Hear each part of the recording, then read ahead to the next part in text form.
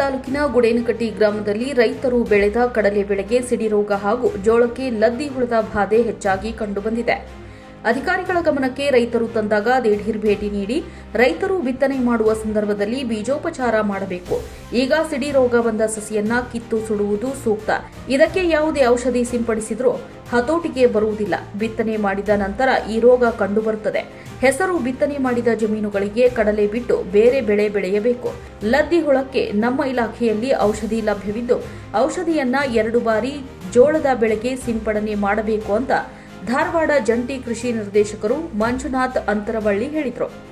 ನಾವಿವತ್ತು ಕುಂದಗೋಳ ತಾಲೂಕಿನ ಗುಡೇನಕಟ್ಟಿ ಗ್ರಾಮಕ್ಕೆ ಬಂದಿದ್ದೀವಿ. ಇಲ್ಲಿ ರೈತರ ಜಮೀನಿಗೆ ಬಂದಿವಿ. ಇಲ್ಲಿ ನೋಡಿದ್ರೆ ಕಡ್ಲಿ ಬೆಳೆದಾರೆ, ತುಂಬ ಚೆನ್ನಾಗಿ ಬೆಳೆ ಬಂದಿದೆ. ಬಟ್ ಈಗ ಈ ಹಂತದಲ್ಲಿ ಏನು ಕಾಣ್ತಾ ಇದೆ ಅಂದರೆ ಸಿಡಿ ರೋಗ ಕಾಣ್ತಾ ಇದೆ. ಈಗ ತಾವು ನೋಡ್ಬೋದು, ಸಿಡಿ ರೋಗ ಅಂದರೆ ಈ ಥರಕ್ಕೆ ಒಣಗ್ದಂಗೆ ಆಗ್ತಾ ಇರ್ತದೆ. ಬೆಳೆ ಬೇರಿಂದ ಕೊಳ್ತುಕೊಂತ ಬಂದು ಮೇಲೆ ಗಿಡ ಒಣಗ್ತಾ ಇರ್ತದೆ. ಈ ಸಿಡಿ ರೋಗಕ್ಕೆ ಮೇನ್ ಕಾರಣ ಅಂತಂದರೆ ಪ್ರತಿ ವರ್ಷ ನಾವು ಕಡಲೆ ಮೇಲೆ ಕಡಲೆ ಬೆಳೀತಾ ಇರ್ತೀವಿ. ನಾವು ಮುಖ್ಯವಾಗಿ ಬೆಳೆ ಪರಿವರ್ತನೆ ಮಾಡಬೇಕು. ಒಂದು ವರ್ಷ ಕಡಲೆ ಹಾಕಿದರೆ ಮತ್ತೊಂದು ವರ್ಷ ಜೋಳ, ಗೋಧಿ ಈ ಥರ ಬೆಳೆ ಪರಿವರ್ತನೆ ಮಾಡಿದ್ರೆ ಈ ಸಿಡಿ ರೋಗ ಬರಲ್ಲ. ಬಟ್ ಈಗ ಆಲ್ರೆಡಿ ಬಂದುಬಿಟ್ಟಿದೆ. ಈ ಹಂತದಲ್ಲಿ ನಾವೇನು ಮಾಡ್ಬೇಕಂತಂದರೆ ಈ ಥರ ಕಂಡಂಥ ಸಿಡಿ ರೋಗ ಕಂಡಂಥ ಗಿಡಗಳನ್ನು ಕಿತ್ತು ಸೈಡಿಗೆ ತೊಗೊಂಡೋಗಿ ಸುಡಬೇಕು, ಅಥವಾ ಭೂಮಿಯಲ್ಲಿ ಸೈಡ್ ಎಲ್ಲ ಹೊರಗಡೆ ಹೂತಾಕಬೇಕು. ಆಮೇಲೆ ಎಲ್ಲಿ ನೀವು ಕೀಳ್ತಿರಲ್ಲ ಆ ಜಾಗಕ್ಕೆ ಬಾವಿಷ್ಟಿನ ನೀರಿನಲ್ಲಿ ಕರಗಿಸಿ ಡ್ರೆಂಚ್ ಮಾಡಬೇಕು. ಡ್ರೆಂಚ್ ಮಾಡೋದಂದರೆ ಸ್ಪ್ರೇ ಪೈಪಲ್ಲಿ ನಾಜಿಲ್ ತೆಗೆದು ಅದು ನೀರು ನಳದಲ್ಲಿ ನೀರು ಬರ್ತದಲ್ಲ ಆ ಥರ ಆ ಜಾಗಕ್ಕೆ ಹಾಕೋದ್ರಿಂದ ಈಗ ಇದನ್ನೇ ಅಟ್ಲೀಸ್ಟ್ ನೆಕ್ಸ್ಟ್ ಗಿಡಕ್ಕೆ ನಾವು ಸ್ಪ್ರೆಡ್ ಆಗಲಿದ್ದಂಗೆ ತಡಿಬೋದು. ಈಗ ಆಲ್ರೆಡಿ ಬಂದಿದ್ದನ್ನು ಏನು ಮಾಡೋಕ್ಕಾಗಲ್ಲ. ಅಟ್ಲೀಸ್ಟ್ ಇದು ನೆಕ್ಸ್ಟ್ ಗಿಡಕ್ಕೆ ಸ್ಪ್ರೆಡ್ ಆಗಲಿದ್ದನ್ನು ನಾವು ತಡೆಯೋಕ್ಕೆ ಸಾಧ್ಯತೆ ಇದೆ. ಒಮ್ಮೆ ಕೃಷಿ ಭಾಗ್ಯ ಯೋಜನೆ ಚಾಲೂ ಆಗಿದೆ. ಎಲ್ಲ ರೈತರು ಅದರ ಸದುಪಯೋಗ ಪಡ್ಕೋಬೇಕಂತೇಳಿ ಇಲಾಖೆ ವತಿಯಿಂದ ಕೋರ್ಕೊಳ್ತೀವಿ.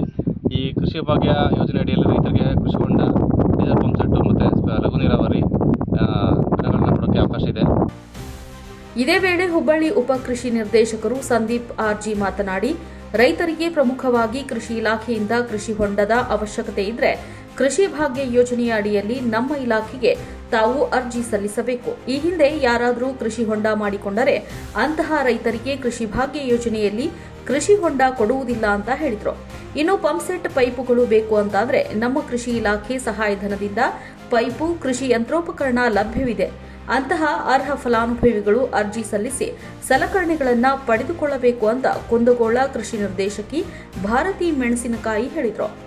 ಇದೇ ವೇಳೆ ರತ್ನ ಭಾರತ ರೈತ ಸಮಾಜದ ತಾಲೂಕು ಅಧ್ಯಕ್ಷರಾದ ಬಸವರಾಜ್ ಯೋಗಪ್ಪನವರ ಶಾಲ್ ಹೊದಿಸಿ ಅಧಿಕಾರಿಗಳಿಗೆ ಸನ್ಮಾನಿಸಿದರು.